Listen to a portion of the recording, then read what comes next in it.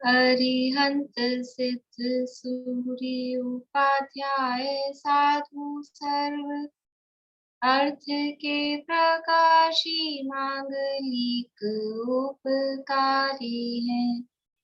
तिन्ह स्वरूप जान राग ते भई जो भक्ति काय को नवाए स्तुति को चारी है। धन्य धन्य ते काज सब आज भय कर जोरी बार बार वंदना हमारी है। मंगल कल्याण सुख ऐसो हम चाहत हैं।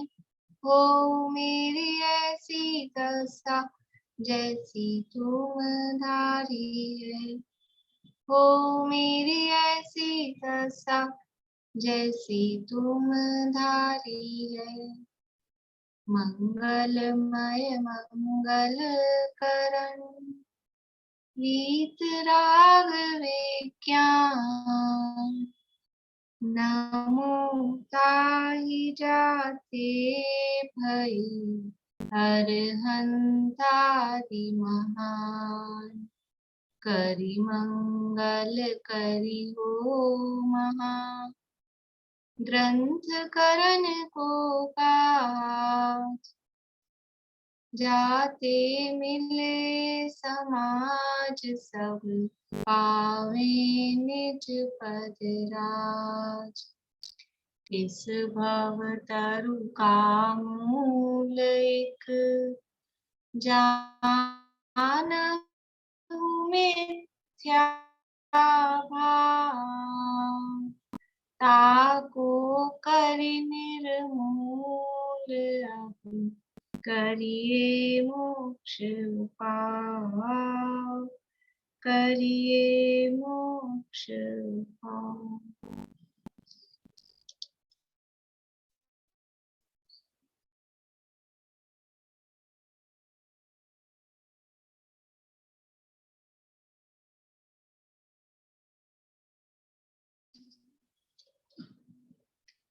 मोक्ष मार्ग प्रकाशक में 8वां अधिकार अपना चल रहा है। क्वेश्चन आंसर देखे आप लोगों ने?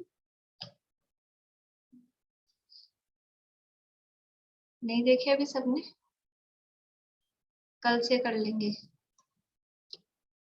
कल से कर लेंगे, 4-4 5-5 करेंगे, कल से कर लेंगे।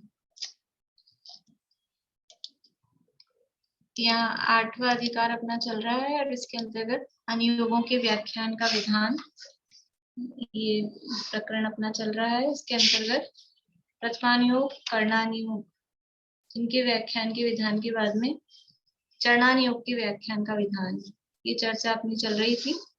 और चरणानुयोग में मुख्य रूप से किस तरह का उपदेश दिया गया? 2 प्रकार का, एक केवल व्यवहार का और एक निश्चय सहित व्यवहार का। ये सारी चर्चा चल रही है कि केवल व्यवहार का उपदेश किसको दिया, निश्चय सहित व्यवहार का उपदेश किसको दिया, फिर केवल व्यवहार के उपदेश वो क्यों कार्यकारी है, उससे क्या प्रयोजन सिद्ध होता है, और केवल व्यवहार का उपदेश जो दिया उसमें सम्यक दर्शन का उपदेश, सम्यक ज्ञान का उपदेश, सम्यक चारित्र का उपदेश वो किस तरह से दिया, और जो निश्चय सहित व्यवहार का उपदेश दिया तो उसमें सम्यक दर्शन ज्ञान चारित्र का निरूपण या उपदेश वो किस प्रकार से दिया। और ध्यान रखना है वो निश्चय का उपदेश नहीं है, निश्चय सहित व्यवहार का उपदेश। तो उसमें भी व्यवहार का मतलब चरणानुयोग का जो मुख्य उपदेश है वो मुख्यतः व्यवहार का ही उपदेश देना, वो उसमें मुख्य है। तो वहां भी निश्चय सहित व्यवहार का, तो निश्चय प्रकट होगा तो जिसके जीवन में निश्चय प्रकट होता है उसके जीवन में व्यवहार तो होता ही है। वो बात वहां कही कि फिर स्वयं भी अन्य देवादि के पास नहीं जाता है, सच्चे देव शास्त्र गुरु के पास जाता है, सच्चे शास्त्रों को पढ़ता है। ये सम्यक दर्शन ज्ञान चारित्र के स्वरूप में यहाँ पर बताया था। ये सारी चर्चा अपनी हो गई थी। 279 पेज पूरा हो गया था। 280 पेज से ही शुरू करना है ना, 280 पेज से ही शुरू करते हैं, पीछे का नहीं पढ़ते हैं अभी आज, क्योंकि अब वो प्रकरण बदल रहा है। मतलब ये जो बात चल रही थी कि दो प्रकार का उपदेश दिया है, एक केवल व्यवहार का और एक निश्चय सहित व्यवहार का। ये बात लगभग अब यहाँ पर ये पूरी हो गई है। अब दूसरे टाइप की बात, और चरणान योग में किस तरह का उपदेश है वो यहाँ पर बता रहे हैं। 280 नंबर पेज है, ऊपर से ही पढ़ना है अपने को।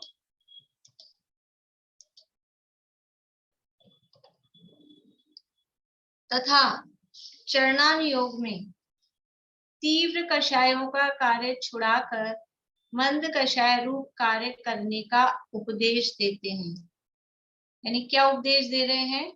तीव्र कषाय छुड़ाकर मंद कषाय करने का उपदेश। तीव्र भी क्या है? कषाय, और मंद भी क्या है? कषाय। तो उस कषाय का उपदेश दे रहे हैं। तीव्र कषाय छुड़का कार्य छुड़ाकर मंद कषाय रूप कार्य करने का उपदेश देते हैं।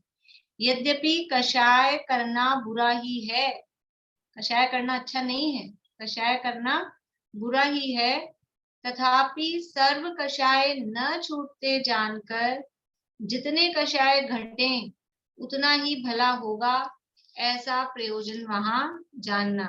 यानी ये एक बात हुई, ये एक उपदेश का टाइप हुआ चरणान योग में कि तीव्र कषायों का कार्य छुड़ाकर मंद कषाय रूप कार्य करने का उपदेश दिया जा रहा है। अब इसका प्रयोजन क्या है? तीव्र कषायों का कार्य छुड़ाकर मंद कषाय करने का उपदेश दिया, उससे भला क्या होगा? वो तो कषाय ही है, लेकिन जितनी कम हो उतनी ही अच्छा। वो तीव्र कषाय में था तो वही तू मंद कर, मंद से फिर आगे भी आएगा, मंद तर मंद तम होते होते खत्म भी होगी। लेकिन अब वो तीव्र कषाय छुड़ाकर, और वो मंद तो कषाय ही है मंद भी, तो चाहे तीव्र करे चाहे मंद करे, इसलिए सीधे कषाय अभाव का उपदेश दे, और वो तो वो कर नहीं पाए, करेगा नहीं, वैसे ही तीव्र कषाय है तो कहाँ से करेगा? तो वो इतना सा भी भला उसका फिर नहीं हो पाएगा। इसलिए तीव्र कषायों का कार्य छुड़ाकर मंद कषाय रूप कार्य करने का उपदेश देते हैं। यद्यपि कषाय करना बुरा ही है, तथापि सर्व कषाय न छूटते जानकर जितने कषाय घटे उतना ही भला होगा। सर्व कषाय नहीं छूट रही है तो जितनी घटी उतना ही भला होगा। जैसे भाई जितने भी तरह के चरणान योग के उपदेश हैं कि अपने को समझ लीजिए भोजन करना ही आरंभ का काम है, भोजन बनाना करना तो सभी आरंभ का काम है। तो उसमें भी फिर क्या करते हैं कि भाई वो तो नहीं छोड़ सकते हैं, तो अभक्ष्य छोड़कर भक्ष्य खाओ। तुम ये क्यों खाते हो? कोई कोई ऐसी चीजें खा रहा हो, मान लो समझ लो आलू खाता हो, तो आलू खाता है, वो तीव्र कषाय का काम है, तो उसको क्या उपदेश देंगे? ऐसा तो ऐसा कहेंगे तुम तो भोजन करना ही बंद कर दो, तो वो तो कोई करेगा नहीं, वो पॉसिबल भी नहीं है। तो फिर क्या कहेंगे? आलू क्यों खाते हो? बच्चे के लिए की चीजें बना लो, वो खाओ। तो वो आलू खाने में वो तीव्र कषाय का काम था, उसको छुड़ाकर ये मंद कषाय रूप काम करो। दिन में रात में कभी भी कैसे भी खाता था, तो भोजन बिल्कुल ही भोजन नहीं करे ये उपदेश तो देने में वो काम चलेगा नहीं। तुम रात में क्यों खाते हो? दिन में खा लो, थोड़ा जल्दी खा लो। ऐसा रात में 12-12 बजे तक खाता था, और ऐसे ऐसी पात्रता उसकी दिख रही है कि रात्रि भोजन सर्वथा छोड़ नहीं सकता है, तो 12-12 बजे तक खाता था। उसकी जगह उसको भी तू 8 बजे तक कर लिया कर, या तू इतने सब कुछ खाता है तो कम से कम अन्न तो खाना छोड़ दे। इस तरह के जो उपदेश हैं, यद्यपि वो रात्रि भोजन का उपदेश नहीं है। जैसे कौवे का मांस छुड़ाया, बाकी सारे मांस खाता था, तो मांस खाने का उपदेश नहीं है, लेकिन जितना छोड़ा उतनी तो कषाय कम हुई। तो इसी तरह से जितना नियम लिया, प्रशंसा उसकी है कि जो त्याग किया। जो रख रखा है, जो कर रहा है वो गलत है, वो बात सही है, लेकिन उसकी प्रशंसा नहीं है। प्रशंसा है उसने जो छोड़ा है, जो त्याग किया है, उसकी प्रशंसा है। किसी से कहे सर्वथा हिंसा छोड़ दो, तो सर्वथा हिंसा नहीं छोड़ सकता है, नहीं छोड़ पाता है। तो फिर तू अहिंसा महाव्रत नहीं ले पा रहा है तो अणुव्रत ले ले, स्थूल हिंसा का तो त्याग कर दे। ऐसा तीव्र कषायों का कार्य छुड़ाकर मंद कषाय रूप कार्य करने का उपदेश देते हैं। और यद्यपि कषाय करना बुरा ही है, तथापि सर्व कषाय न छूटते जानकर जितने कषाय घटे उतना ही भला होगा, ऐसा प्रयोजन वहां जानना। ये उसका प्रयोजन है कि जितनी कषाय घटे उतनी ही ठीक। जैसे जिन जीवों के आरंभ आदि करवाने की व मंदिर आदि बनवाने की वह विषय सेवन की वह क्रोधादि करने की इच्छा सर्वथा दूर होती न जाने। अब वो यानी आदमी को, जैसे कुछ लोग होते हैं ना, कुछ होते हैं व्यवस्थापक टाइप के लोग होते हैं, कुछ समाज सेवक टाइप के लोग होते हैं, नेचर होती है, मतलब ये तो मैं शब्द बोल रही हूँ, मतलब किसी आदमी को इसका ये काम कर दूं, उसका ये काम कर दूं, इसका ये कर आऊं, मतलब ऐसी नेचर होती है। किसी की नेचर ऐसी होती है कि लोगों की व्यवस्थाएं बनाता रहे, वो नेचर होती है। तो वो दुनिया में इधर लौकिक कार्यों में कुछ भी इस तरह के काम करता है कि इसको वो लाके दे रहा है, उसको वो लाके दे रहा है, किसी को कुछ करा रहा है, किसी को कुछ करा रहा है, किसी की व्यवस्था बना रहा है। इसी तरह से कुछ लोगों की नेचर होती है कि घर को कभी इधर रिनोवेट कराते हैं, कभी उधर रिनोवेट कराते हैं, कभी ये तोड़ के वो बनाते हैं, कभी वो तोड़ के ये बनाते हैं। शौक होते हैं, मतलब नेचर, मतलब ऐसे इस तरह के शौक होते हैं लोगों के। तो वो काम तो छूटेगा नहीं उससे, वो तो करेगा ही। और जिसकी जो स्वभाव होता है ना, वो किसी भी फील्ड में जाए वो उसी तरह के काम करता है।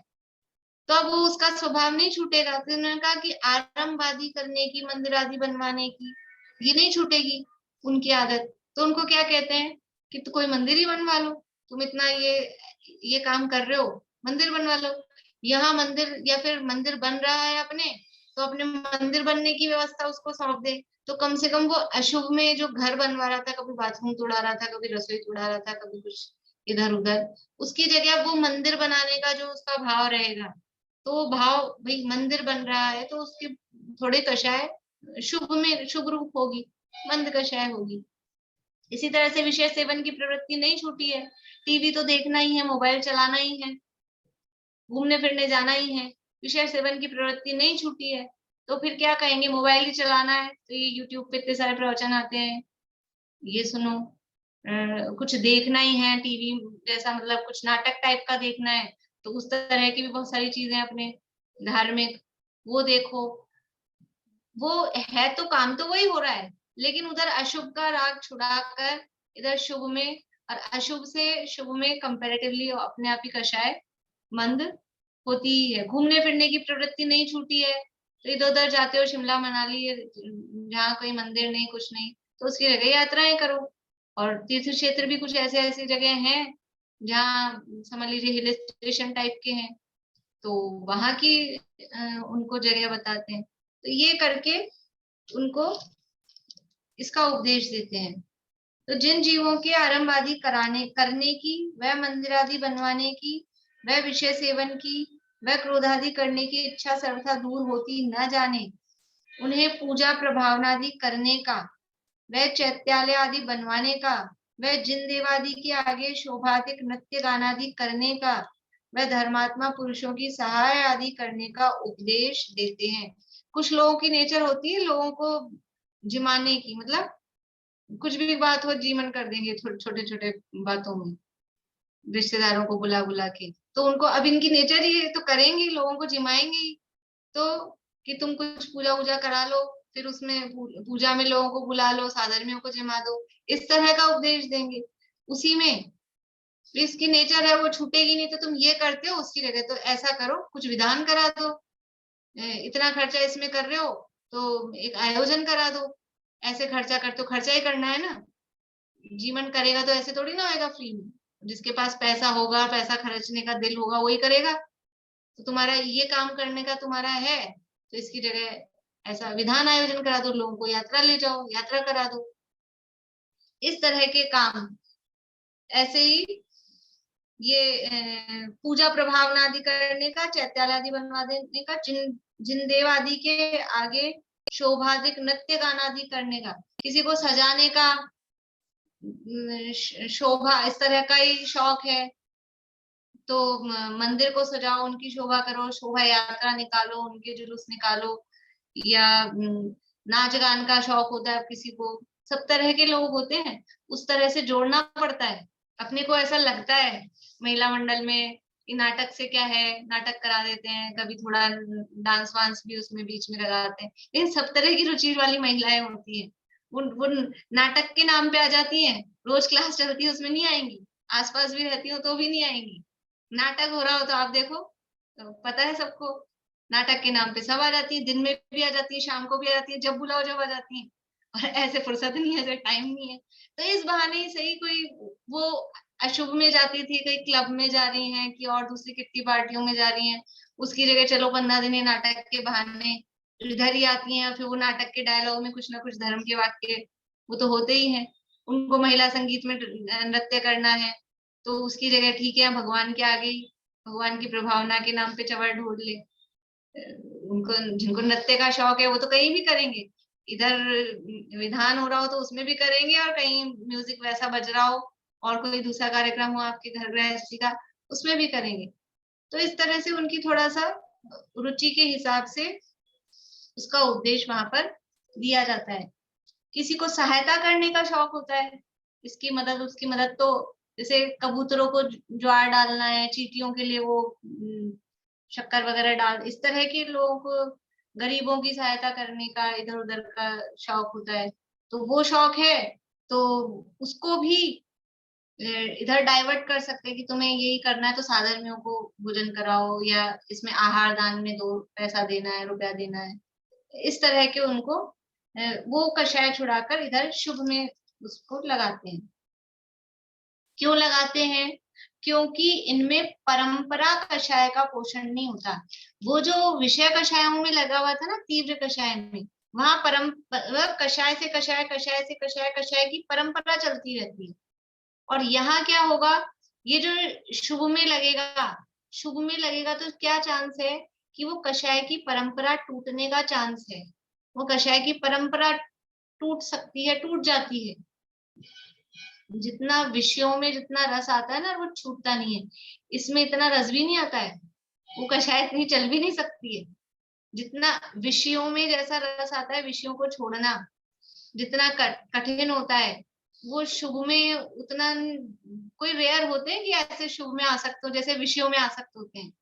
अशुभ में जैसे आसक्ति होती है वैसे शुभ में आसक्ति हो और बहुत मुश्किल है। तो परंपरा कषाय का पोषण नहीं होता है, क्योंकि वो शुभ में जो आया है वहां पर उसको कैसे ना कैसे करके उस कषायों का अभाव करने का उसको उपदेश मिलेगा ही मिलेगा, किसी ना किसी तरह से। इसलिए वहां परंपरा कषाय का पोषण नहीं होता।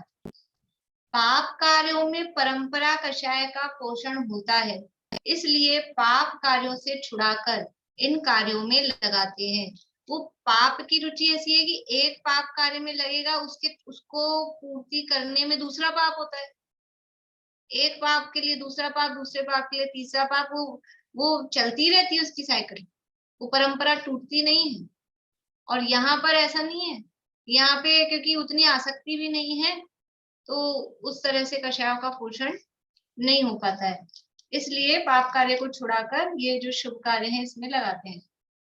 तथा थोड़ा बहुत जितना छूटता जाने उतना पाप कार्य छुड़ाकर उन्हें सम्यक्त्व व अणुव्रतादि पालने का उपदेश देते हैं।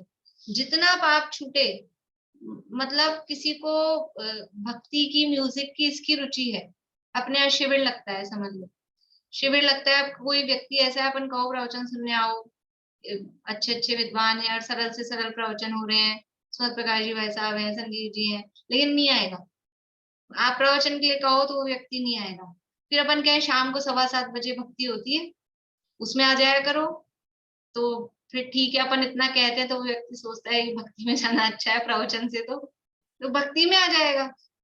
तो भक्ति में भी आएगा तो मान लो कुछ नहीं समझे, कुछ नहीं समझे, कुछ ग्रहण भी नहीं करे, तो भी वो आधा घंटा भक्ति में जाके बैठ गया, तो वो आधा घंटा तो उस विषयों से बच गया ना। अपने घर में रह के क्या करता, घर में रहता तो क्या करता, निश्चित रूप से कुछ भी विषय कषाय ही कर रहा होता, टीवी के आगे बैठा होता, मोबाइल चला रहा होता, कुछ भी, तो आधा घंटा उससे बचा और कुछ ना कुछ उतनी देर, उतनी उसकी कषाय मंद हुई है, वो विशुद्धि हुई है, वो विशुद्धि उसको परंपरा से पार ले जाने में निमित्त बन सकती है, बन जाती है इतनी सी।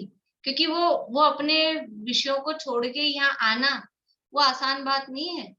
जो विषयासक्त जीव होते हैं वो मंदिर आना, दर्शन के लिए आना वही बड़ा कठिन है। आने को तैयार नहीं हो तो वो इतनी सी भी देर के लिए आ रहा है तो उतनी वो कषाय छूटी है, घटी है, वही बढ़िया। जितना कर ले उतना ही बढ़िया। थोड़ा बहुत जितना छूटता जाने उतना पाप कार्य छुड़ाकर उन्हें सम्यक व अणुव्रतादि पालने का उपदेश देते हैं। जिस भी रूप में, अब ये सम्यक और अणुव्रतादि पालने का उपदेश भी सम्यक का उपदेश दे रहे हैं, वो तो छोड़ने को तैयार नहीं है। ये सम्यक कौन सा समझना, ये व्यवहार रूप सम्यक और व्यवहार अणुव्रतादि ऐसा समझना कि सच्चे देवशास्त्र गुरु के पास आ रहा है, मान रहा है, पूजा इधर उधर देवी देवताओं के जाता है, इनको ढोक लगाता है, उनको ढोक लगाता है, उसकी जगह कम से कम यहाँ तो बना रहे। इसीलिए जितनी भी चीजें चली ना, समझ लो भट्टारकों के काल में, भट्टारकों के द्वारा जो भी ये व्रत आदि चले हैं, भले अब उनका गलत रूप में वो भी एक ग्रहित मिथ्यात्व के रूप में चल गया, लेकिन उनका प्रयोजन था ग्रहित मिथ्यात्व को छुड़ाना। ग्रहित मिथ्यात्व छुड़ाने के लिए वो चले थे, लेकिन अब उन्हीं के माध्यम से फिर से ग्रहित मिथ्यात्व का ही पोषण हो रहा है, वो अलग बात है। लेकिन भाई इधर उधर उन देवी देवताओं को मानता पूजता है, उसकी जगह यहीं रहे, ये एक अभिप्राय था उसके पीछे। लेकिन वो इतना समझ लो कि क्या कहें, काल का प्रभाव है कि अभिप्राय को नहीं समझ पाते हैं जीव और फिर गलत अभिप्राय उससे ग्रहण करते हैं। जैसे अभी हुआ ना कोरोना काल में, बच्चों की पढ़ाई लिखाई नहीं छूटे, बिल्कुल ही 2 साल तक बंद हो जाती, उसकी जगह ऑनलाइन चालू करके भी मोबाइल में पढ़ लो, कंप्यूटर लैपटॉप से पढ़ लो। अभी क्या हुआ, वो दिया किस लिए था बच्चों को मोबाइल, पढ़ाई के लिए। और किया क्या उन्होंने, मोबाइल सबके पास आ गए, पर्सनल मोबाइल आ गए सबके, हर बच्चे के। अब स्कूल खुल गए तो भी वो मोबाइल उनका नहीं छूटेगा, वो मोबाइल पर्सनल है, लेकिन अब उसका क्या यूज हो रहा है, ये ऐसा होता ही है, मिसयूज होता ही है, करें क्या। अभिप्राय गलत नहीं होता किसी भी नई शुरुआत का, उसका प्रयोजन अच्छा ही होता है, लेकिन उसका सब मिसयूज चलता है। तथा जिन जीवों के सर्वथा आरंभ आदि की इच्छा दूर हुई है, उनको पूर्वोक्त पूजादि कार्य व सर्व पाप कार्य छुड़ाकर महाव्रत आदि क्रियाओं का उपदेश देते हैं। जैसा जीव है वैसा उपदेश देते हैं।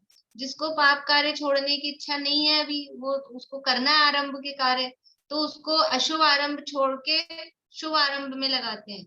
और जिसको आरंभ से ही विरक्ति हुई है, मुझे करना ही नहीं है कुछ भी आरंभ, सर्व आरंभ आदि की इच्छा दूर हुई है, फिर उनको पूजा का उपदेश देंगे, उनको देंगे कि तुम्हें मंदिर बनवाओ, ये कराओ, उनको नहीं देंगे। उनको तो फिर तुम महाव्रत धारण करो, ये सर्व पाप की इच्छा दूर हो गई है, तो ये महाव्रत आदि क्रियाओं का उपदेश देते हैं, मुनिव्रत धारण करो, ये उनको उपदेश देते हैं।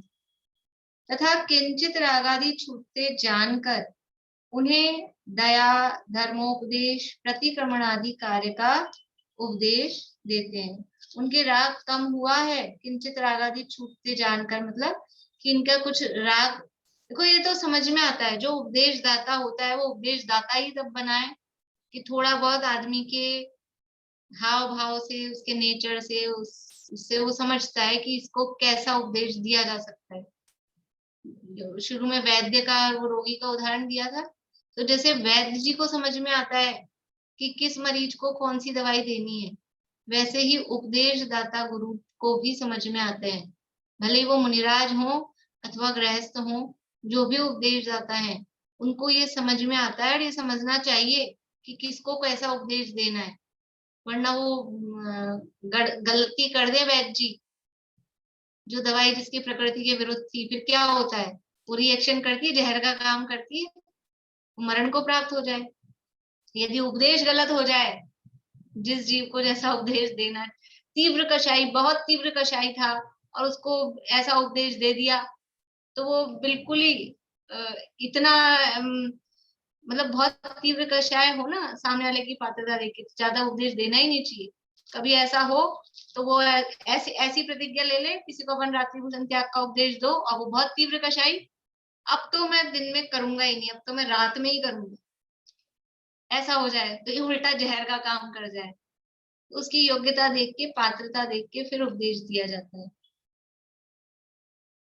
तो किंचित रागादि छूटते जानकर उन्हें दया, धर्मोपदेश, प्रतिक्रमण आदि कार्य करने का उपदेश देते हैं। अब इनके राग कम हो गए, आरंभ आदि कार्य कम करते हैं, तो दया का, स्वदया भी, परदया भी, धर्मोपदेश देने का, ये धर्मोपदेश देने का उपदेश भी किसको कहेंगे? तुम दूसरों को समझाया करो, तुम पढ़ाओ, तुम समझाओ, ये धर्मोपदेश का उपदेश दे रहे हैं ना, कि इनके राग अधिक कम हो गए हैं। अब ये खुद में, जिसमें खुद में थोड़ा उतरा हुआ दिखता है, उसको कहते हैं कि तुम अब पढ़ाओ, समझाओ, दूसरों को उपदेश दो, उपदेश दिया करो। उनके वो रागाधिक छूट गए हैं, कम हुए हैं, ऐसा जानकर उन्हें दया, दया में सब तरह की दया लेना, व्यवहार दया भी, निश्चय दया भी, स्वदया भी, पर दया भी, दया का, धर्मोपदेश का, प्रतिक्रमण आदि कार्य करने का, प्रतिक्रमण आदि किया करो, कि जो कुछ भी पाप हो गए हों उनका प्रतिक्रमण किया जाता है। पूर्व काल में किए गए जो दोष हैं, उन दोषों की निवृत्ति के लिए, कि वे मेरे दोष मिथ्या हों। देखो प्रतिक्रमण आदि में ऐसे किए जाते हैं, मिच्छा में दुक्खड़म, मिच्छा में दुक्कड़म, मिच्छा यानी मिथ्या हूं, में यानी मेरे, दुक्कड़म यानी दुष्कृत। दुक्कड़म का अर्थ दुख नहीं होता, पहले मैं ऐसा समझती थी, दुक्कड़म यानी दुख, मेरे दुख खत्म हो, लेकिन दुक्कड़म यानी दुख नहीं होता, दुक्कड़म यानी दुष्कृत। मैंने जो दुष्कृत किए हैं, मैंने जो पाप किए हैं, वो मिथ्या हो, मिथ्या हो मतलब उसका फल नहीं मिले, मिथ्या होगा मतलब वो झूठ हो जाए, झूठ हो जाए मतलब वो उसका जो फल था वो नहीं मिले। क्योंकि ऐसा हो जाएगा, हम पाप कर करके आए और यहाँ शाम को बैठ के प्रतिक्रमण करें, मिच्छा में दुक्कड़म, मेरे दुष्कृत मिथ्या हूँ, तो ऐसा नहीं, वो वास्तव में अंदर भाव पूर्वक अपने को, वास्तव में वो जो हमने पूर्व काल में जो दोष किए हो उनके प्रति वास्तव में अंदर से खेद उत्पन्न हो रहा हो, तो क्या होगा कि वो मिथ्या हो जाएंगे। फिर कैसे हो जाएंगे? कि वो कर्मों की अवस्थाएं हैं, 10 अवस्थाएं, तो उनमें संक्रमण हो जाए, कि उनमें आकर्षण हो जाए, तो वो जो फल जैसा देने वाले थे, जिस रूप में वो बंधे थे, उस रूप में वो फल नहीं देंगे, तो मिथ्या हो जाएंगे, वो गलत सिद्ध हो जाएंगे, जैसे बंधे थे वैसा वो फल नहीं दे रहे। तो ये ऐसा प्रतिक्रमण आदि का उपदेश भी करना ही चाहिए। लेकिन इसका मतलब ये नहीं है कि ये अच्छा काम है, गंगा पाप करो और गंगा में जाके धो लो तो अपने गंगा है प्रतिक्रमण, ऐसा नहीं। वो जो पाप हो गए हैं और अब आज अपन ने प्रतिक्रमण किया है, तो अब वो भविष्य में वो गलती ना हो, उसके प्रति हम सावधान रहें, अब ये गलती दोबारा नहीं होनी चाहिए, तब तो वो मिथ्या होंगे, नहीं तो फिर तो क्या है, फिर तो चल रहे हैं। तो ये योग्यता देख के, पात्रता देख के, कि अब इस जीव के रागादि कितने मंद हो गए हैं, तो प्रतिक्रमण आदि का उपदेश उनको, कुछ जीवों को इसमें रुचि लगती है, त्याग में रुचि लगती है, और कुछ नहीं करते हैं तो उनको अपन ऐसा कह दो कि आप इतना सारे दिन तो खाते नहीं हो, तो आप ऐसा नियम ले लो, अभी सुबह का भोजन कर लिया, उसके बाद में 2 घंटे का मेरा त्याग है, या चलो शाम को भोजन कर लिया, रात में सोने जाते हैं, तब अब सुबह उठेंगे जब तक के हमारे त्याग है, इस तरह के उनको नियम दिलाते हैं।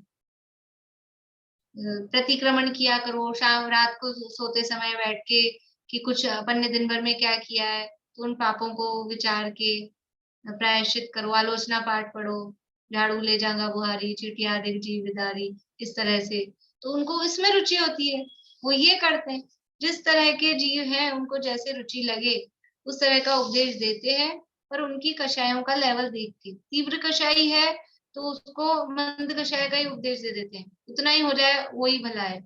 और जिसको जैसे आरंभवादी में रुचि है तो उनको उस तरह के शुभ आरंभवादी का उपदेश देते हैं, और जिनका राग दूर होता दिख रहा है उनको फिर ये और दया, धर्म, उपदेश आदि कार्य का उपदेश देते हैं। देखो, जहाँ किंचित राग आदि छूटते जान रहे हैं उनको तो दया, धर्मोपदेश, प्रतिक्रमण, ये सब भी क्या है, शुभ भाव रूप काम है, उस तरह का उपदेश देते हैं। और जहाँ सर्व राग दूर हो गया, जहाँ सर्व राग दूर ही हो गया, उनको उपदेश देंगे क्या, और राग ही नहीं रहा, उनको उपदेश देने की जरूरत ही नहीं है, वहां कुछ कार्य करने का ही नहीं रहा, वहां कुछ करने का कार्य ही नहीं रहा, इसलिए उन्हें कुछ उपदेश ही नहीं है। उपदेश कहाँ तक है, ये जहां तक वो राग चल रहा है ना करने कराने का, वहीं तक उपदेश दिया जाता है। देखो, कौन उपदेश देते हैं, कब तक उपदेश देते हैं और किसको उपदेश देते हैं। एक समाचार में शब्द था वंद्य वंदक भाव, वो कहाँ तक है कि उपदेश देने वाले भी कौन से गुणस्थान तक के जीव उपदेश देंगे, कौन से गुणस्थान तक के जीव उपदेश देते हैं, छठे गुणस्थान तक। सातवें गुणस्थान के ऊपर अभी अरहंत भगवान को नहीं लेना उसमें, अभी अपने रागी जीवों में बात करनी है। तो सातवें गुणस्थान के ऊपर अब उपदेश, क्योंकि वहां वैसा राग, यद्यपि सर्वथा राग दूर नहीं हुआ है, लेकिन तो भी कोई ध्यान में मुनिराज बैठे हैं, उनको उपदेश दिया जा रहा है या वो उपदेश दे रहे हैं। यहाँ तो जो इस तरह के जहाँ काम करते हुए दिख रहा है, जहाँ जिनको कुछ प्रवृत्ति करने की दिखाई दे रही है, वहां तक उपदेश दिया जाता है कि तुम चलते तो हो, देख के चल लिया करो, बोलते तो हो, बोलना तो बंद होगा नहीं, थोड़ा हित मित प्रिय है, ऐसा ही बोल लो। तो जहां तक ये काम चल रहे हैं, चलना, बोलना, खाना पीना, उठना बैठना, उठाना रखना, यही तो काम अपन भी क्या करते हैं, अपन भी तो यही काम करते हैं सारे दिन, इसके अलावा कौन सा काम करते हैं। इन्हीं कामों में काम तो यही होंगे, उसमें यदि थोड़ा सा सावधानी पूर्वक किया जाए तो वो मंद कषाय है, शुभ भाव, उसी को सावधानी से कर रहे हैं तो तीव्र कषाय का परिणाम है। तो जहां किंचित राग आदि छूटते जानते हैं तो वहां दया, धर्मोपदेश, प्रतिक्रमण आदि कार्य करने का उपदेश देते हैं। और जहां सर्व राग दूर हुआ हो, वहां कुछ करने का कार्य ही नहीं रहा, इसलिए उन्हें कुछ उपदेश ही नहीं है। 11वें 12वें गुणस्थान में, 13वें गुणस्थान में वहां कुछ उपदेश है, सर्व राग दूर हो गया है। 7वें 8वें गुणस्थान में कोई उपदेश नहीं है, वो आत्मा में लीन है, यद्यपि सर्वराग दूर नहीं हुआ है लेकिन आत्मा में लीन है, क्या उपदेश दे, उनको उपदेश देंगे। 7वें गुणस्थान वर्ती मुनराज है, कोई श्रेणी वाले मुनराज, उनको कहेंगे कि जरा देख सोच के आहार लेना, कि जरा सारा जमीन देख के चलना, वो कुछ कर ही नहीं रहे हैं, तो क्या उपदेश देंगे। उपदेश तो जो क्रियाएं, क्योंकि चरणान योग की बात है ना, क्रियाओं की प्रधानता है, ऐसा क्रम यहाँ पर जानना है। क्या क्या क्रम दिया, पहला तीव्र कषाय कार्य छुड़ाकर मंद कषाय का दिया, उसके बाद में थोड़ा बहुत जितना छूटता जाने उतना पाप कार्य छुड़ाकर सम्यक आदि पालने का उपदेश दिया। और जिन जीवों के सर्वथा आरंभ आदि की इच्छा दूर हुई है उनको महाव्रत आदि क्रियाओं का उपदेश दिया। और किंचित राग आदि जिनके छूटते जाने हैं उनको धर्मोपदेश, दया आदि करने का उपदेश दिया। जहां सर्व राग दूर हो गया है वहां तो फिर उपदेश ही नहीं है, ऐसा ये उपदेश का क्रम है। जिस तरह का जैसा जीव हो उस आधार पे उसको उपदेश दिया जाता है। तथा चरणान योग में कषाई जीवों को कषाय उत्पन्न करके भी पाप को छुड़ाते हैं और धर्म में लगाते हैं। मतलब ये चरणान योग की कथन शैली है। क्या कथन शैली है, ऊपर तो कहा था कि तीव्र कषाय छुड़ाकर मंद कषाय करा रहे हैं, कषाय करा रहे हैं, और यहाँ क्या कह रहे हैं, कषाय उत्पन्न कराकर, यानी एक काम छुड़ाना है, पाप कार्य छुड़ाना है, तो उसके लिए कोई दूसरी कषाय उत्पन्न कराकर, एक कषाय छुड़ाने के लिए दूसरी कषाय उत्पन्न करा रहे हैं, लेकिन काम क्या कर रहे हैं, धर्म में लगाने का। ऊपर तीव्र कषाय छुड़ाकर मंद कषाय का उपदेश दे रहे थे तो भी धर्म में लगाने के लिए, यहाँ पर एक कषाय छुड़ाकर दूसरी कषाय उत्पन्न करा रहे हैं, या एक कषाय उत्पन्न कराकर एक कषाय छुड़ा रहे हैं, वहां भी प्रयोजन क्या है कि धर्म में लग जाए। कषाय तो चल ही रही थी ना, अगर हम दूसरी कषाय उत्पन्न कराकर ये कषाय छुड़ा कर वो धर्म में लग रहा है, और अगर हम ऐसा नहीं करते कि ये एक कषाय छुड़ाई दूसरी कषाय करा दी, क्या फायदा हुआ? कि फायदा हुआ पहले अकेली कषाय ही थी, और अभी कषाय के साथ में ये थोड़ा धर्म के मार्ग पे लगा है, थोड़ा आया है, भले ही व्यवहार से, लेकिन वहां चांस है, थोड़ा फायदा हुआ है। इसलिए ये अनुयोग है, इसका नाम है अनुयोग। ये कथन शैली है कि कैसे भी ना कैसे करके जीव को धर्म में लगाना है। द्रव्यानुयोग होगा, उसकी कथन शैली अलग टाइप की, कर्णानुयोग की अलग टाइप की, लेकिन ये चरणानुयोग भी मतलब 4 तरह की माताओं का उदाहरण देते हैं। इसलिए वो दादा अपन ने एक उदाहरण लिया था ना शुरू में, वो पैर में कांटा लग गया बच्चे के, ध्यान है? तो 4 माता एक ही है, लेकिन 4 रूप धारण करती है। कभी प्रथमानुयोग की माता बनती है, कभी कर्णानुयोग की, कभी चरणानुयोग की, कभी द्रव्यानुयोग की। तो जिस टाइप की माता होगी वो उस टाइप से उसको सेट करेगी, उस टाइप से समझाएगी, जैसा वो प्रयोजन देखेगी, इस बच्चे का अभी क्या काम छुड़ाना है, किस तरह से इसको सही रास्ते पे लगाना है। तो यहाँ पर कषाई जीवों को कषाय उत्पन्न करके भी पाप को छुड़ाते हैं, क्योंकि है ही कषाई, अभी तो कषाई ही है ना। कोई कषाय रहित हो गया हो, फिर उसको कषाय उत्पन्न करा के फिर धर्म में लगाएं कि कषाय रहित हो गए तो धर्म प्रकट ही हो चुका है साक्षात, अब नहीं लगा रहे। लेकिन ये तो पहले से है तो कषाय ही, कषाय तो रहना ही है। तो ये कषाय छुड़ाकर दूसरी कषाय कर रहा है, लेकिन साथ में धर्म में भी लग रहा है।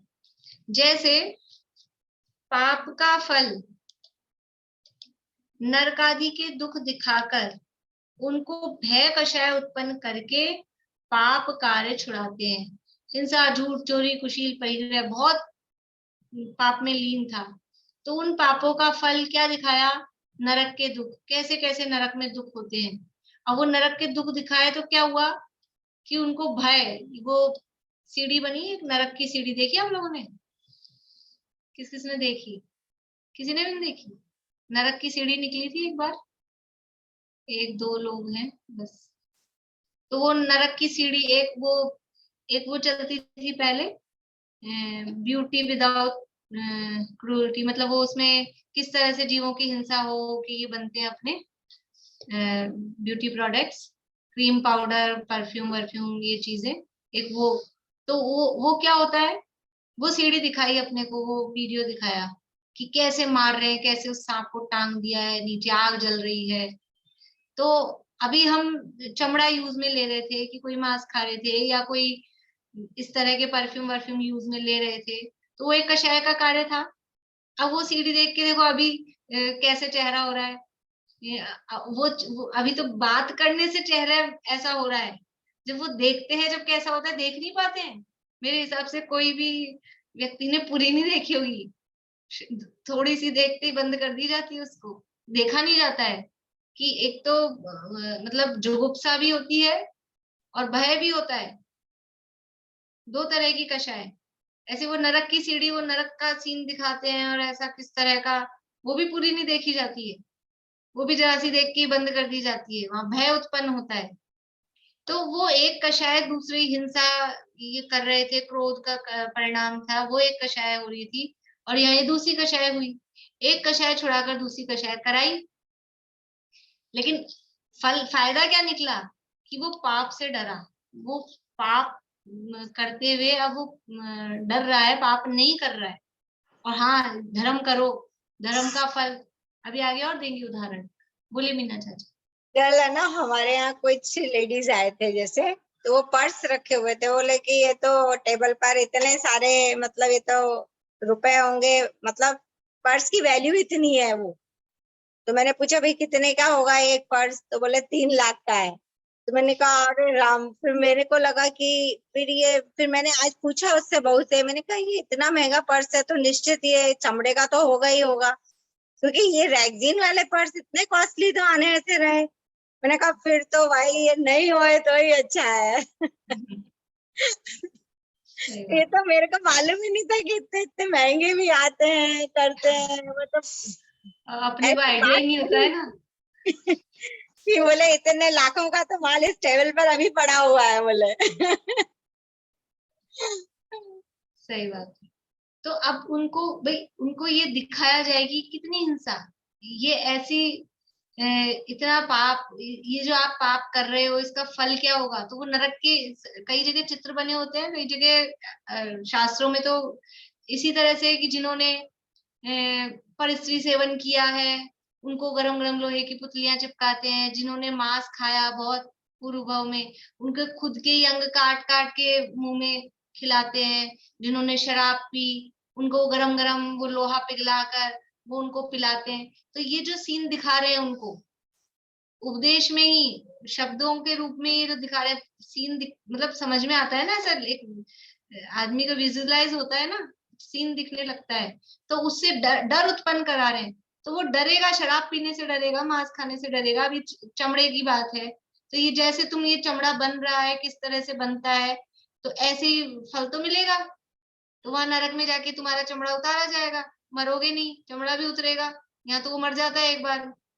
अब वहां क्या है, मर भी नहीं पाएंगे, बार बार में वही वही काम, गरम गरम वो लोहा पे वो कढ़ाई में तुमको तला जाएगा, इस तरह के काम होंगे। तो भय उत्पन्न कराकर वो पाप छोड़ दे। कषाय तो करा रहे हैं, डराते हैं कि नहीं डराते, बच्चों को डराते ही हैं। कोई भी शुरू में जब बच्चों को कुछ भी सिखाते हैं, कोई चीज गलत काम वो कर रहा होता है तो उसमें भय उत्पन्न कराते हैं। तो लौकिक में भी मान लीजिए माता को बच्चे को दूध पिलाना है, वो दूध नहीं पी रहा है, तो क्या कहती हैं, वो पिक्चर का डायलॉग है, सुलाना है सो जा नहीं तो गब्बर सिंह आ जाएगा। भाई दूध पिलाना है, अपन क्या बोलते हैं, दूध पी ले, नहीं वो हवा आ रहा है, हुआ बोलते हैं ना, सब घरों में चलता है हवा। वो हवा क्या है, वो जो भी कुछ है, लेकिन भय भय उत्पन्न कराते हैं, भय उत्पन्न कराते हैं। तो वहां प्रयोजन भय उत्पन्न कराने का नहीं है, प्रयोजन उसका भोजन कर ले, इसका पोषण हो जाए, इसका पेट भर जाए, ये उसका प्रयोजन है। ऐसे ही यहाँ ये चरणायुग युग की माता, ये जीव धर्म में लग जाए, ये पाप छोड़ दे, इसके लिए भय ग्लानि जुगुप्सा कषाय वो उत्पन्न करा के भी धर्म में लग जाए, ऐसा कराते हैं।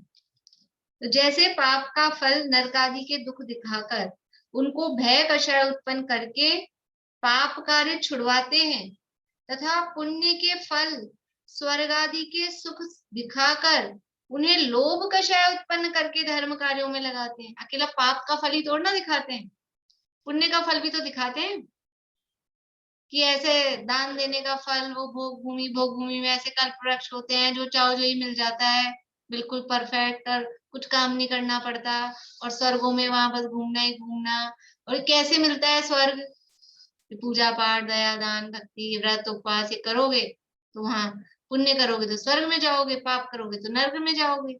ऐसा ही है ना हिसाब, पुण्य का फल पाप का फल नरक, पुण्य का फल स्वर्ग, और स्वर्ग में जाते ही सब आराम आराम, भोग सामग्री ऐशो आराम।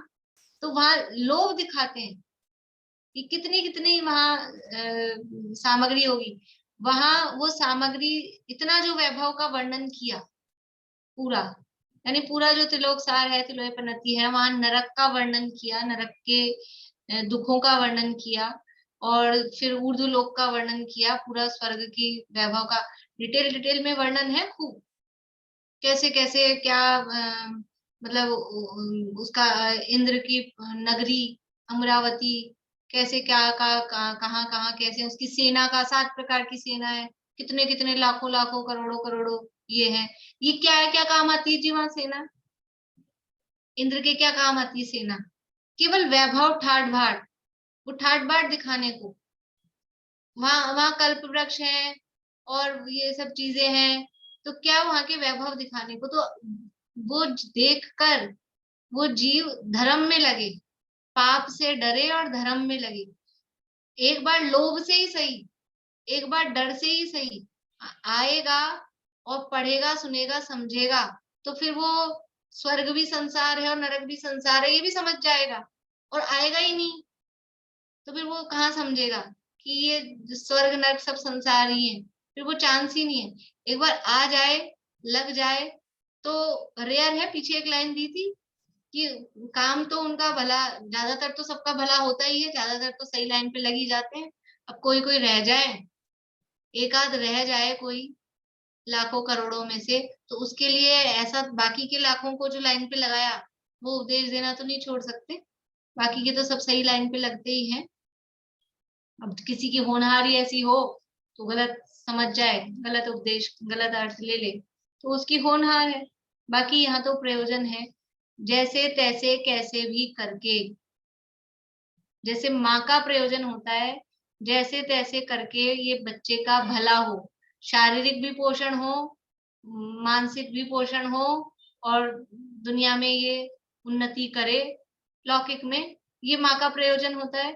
वैसे ही यहाँ जिनवाणी माँ का प्रयोजन है कि सब तरह से वो आत्मिक पोषण हो और उन्नति के शिखर पर, लोक के अग्रभाग के वहां शिखर पे जाके पहुंचे, तो परंपरा से पहुंचेगा, ये बात जरूर है। स्लो काम करेगा ये चरणान योग वाला जो आइडिया है, लेकिन फिर भी काम वही करेगा, पहुंचाएगा ये वहीं।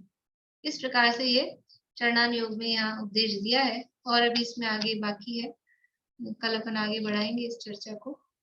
कुछ किसी को कहना है, पूछना है, बोलना है? नहीं? चलिए, अभी 2 दिन क्लास चलेगी, फिर 2-3 दिन फिर छुट्टी रहेगी। मतलब छुट्टी का मतलब ये है कि अगर हो पाएगा तो मैं बता दूंगी, मैं मैसेज जैसा भी होगा। अभी आज तो हो ही गई है, 28-29 को रहेगी, 30 को क्लास नहीं रहेगी, और 1 को और 2 को, वो मैं बता दूंगी जैसे भी होगा, ठीक है ना? उस हिसाब से मैसेज आप लोग देख। दोपहर में आप कहीं और से करते हैं क्या दीदी? मतलब नहीं नहीं, वो आज यहीं पे बैठी थी, फिर वो दूसरी जगह बैठ गई थी, या कंप्यूटर पे कुछ और काम था। अच्छा।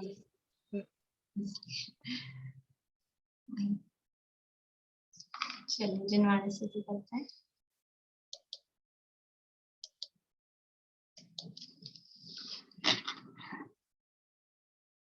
जोग धरे रहे जोग सो भिन्न, अनंत गुणातम केवल ज्ञानी, तासुर हृदय ग्रह सो निकसी, सरिता सम वैश्रुत सिंधु समानी, याते अनंत नयातम लक्षण, सत्य स्वरूप सिद्धांत बखानी, बुद्ध लखे न लखे दुर्बुद्ध, सदा जग माही जगे जिनवाणी, सदा जग माही जगे जिनवाणी।